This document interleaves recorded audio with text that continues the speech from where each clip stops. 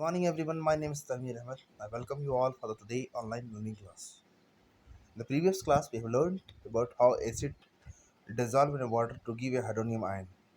Today we're gonna learn some more about this and the base which is soluble in water that is called we called that soluble gas that is called alkalis. Today we will just gonna learn more thing about the acid and bases. चलिए देखते हैं activities को start करता हूँ. ठीक है, तो सबसे पहले एक्टिविटीज 2.1 देख लो इसमें क्या बताई गई है. इस एक्टिविटी में जब देखेंगे आप तो क्या बोला गया है कि 10 ml ऑफ वाटर इस बीकर लेना है मुझे.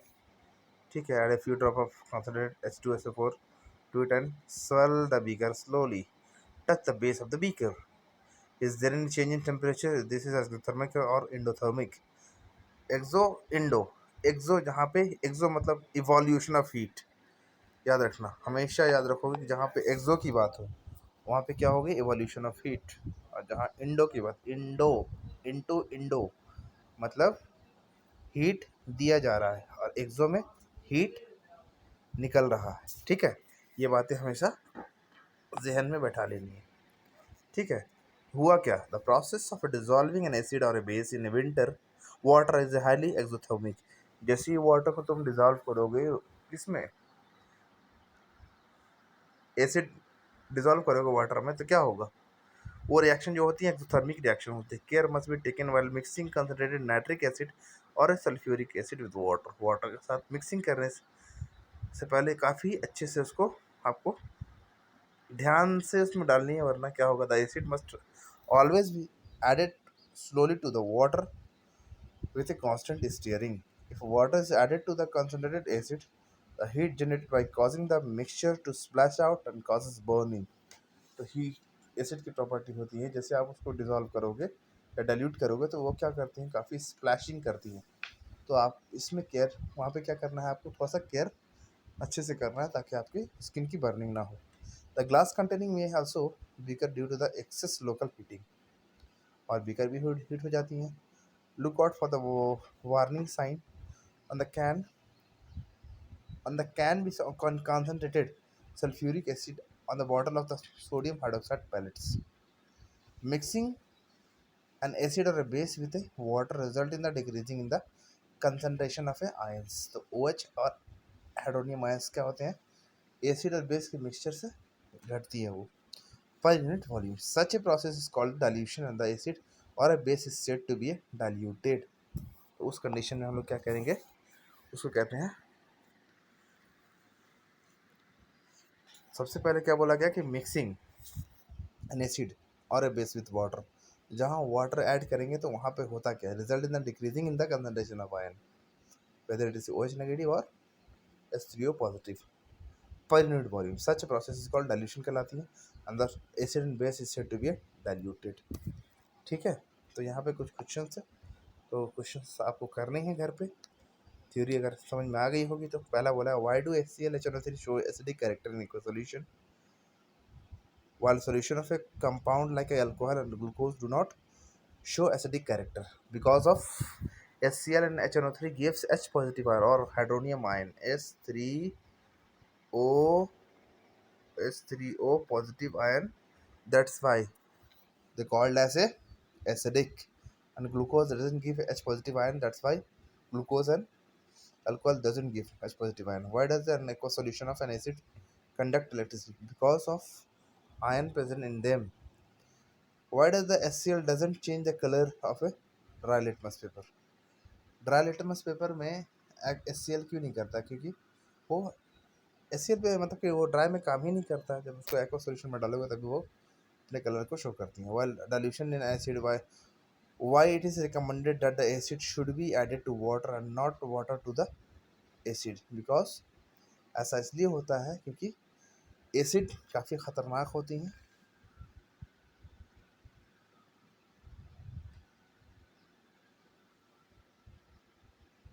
Water not water to the acid, क्योंकि स्प्लैश होने का डर रहता है इस वजह से. चलिए, तो 2 क्वेश्चन आपको करना है आपके घर पे बैठ करके, फिर आराम से करते रहेंगे. ठीक है, तो आता फर्दर हम लोग मूव करते हैं नेक्स्ट टॉपिक पे. तो यहाँ क्या बोला गया, ध्यान से देखेंगे आप. बोला गया we know how how strong are acid और बेस सॉल्यूशन, इसके बारे में समझते हैं। We know how acid base indicator can be used to distinguish between the acid and base. We have also learned in the previous section about the dilution and decreasing concentration of H positive or OH negative ions in solution. We can quantitatively find the amount of these ions present in the solution. Can we judge how strong a given acid or a base is? We can do this by making use of universal indicator. तो हमने सीखा पिछले बार में कि acid के और base के बारे में पहले से सीखा, और उनको सेपरेट करने का तरीका सीखा, कैसे डिस्टिंग्विश कर सकते हैं by the help of indicator. और हम लोग ये भी सीखे कि किस तरह से एसिड को डाइल्यूशन करते हैं तो उसके हाइड्रोजन आयन और OH नेगेटिव आयन डिक्रीज करते हैं, ये भी समझ में आ गया। यहाँ पे हम लोग क्वांटिटेटिवली एसिड को कैसे डिस्क्राइब करेंगे कि वो कितने स्ट्रॉन्ग है और कितने वीक है, उसके बारे में समझने के लिए हम लोग पढ़ेंगे इसको। तो हम लोग जानते हैं कि यूनिवर्सल इंडिकेटर के बारे में, जो आपके केमिकल आपके लेबोरेटरी में रखे हैं, which is mixture of a several indicators. The several indicators shows the universal indicator shows different color at a different concentration of hydrogen ions in the solution. तो यूनिवर्सल इंडिकेटर का काम है कि वो अलग अलग कलर शो करती हैं अलग अलग concentration. Scale for measuring hydrogen ion concentration in a solution called pH scale has been developed. तो क्या हुआ, स्केल ऑफ आयन को जो हाइड्रोजन आयन को मेजर करती है उनकी कंसंट्रेशन को, दैट इज कॉल्ड कहलाती है उसकी पीएच स्केल हैज बीन। ठीक है, the P in pH stand for potenz in German.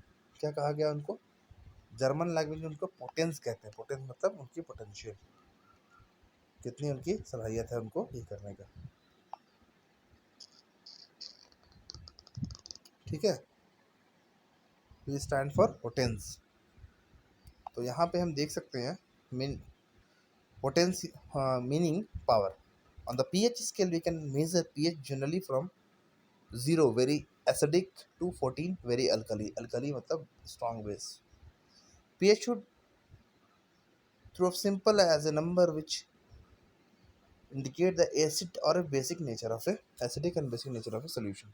higher the hydronium ion concentration lower in the pH value। जितना ज़्यादा हाइड्रोनियम आयन होंगे उतना कम उसका लोअर वैल्यू होगा ऑफ पीएच का। The value of neutral solution is 7।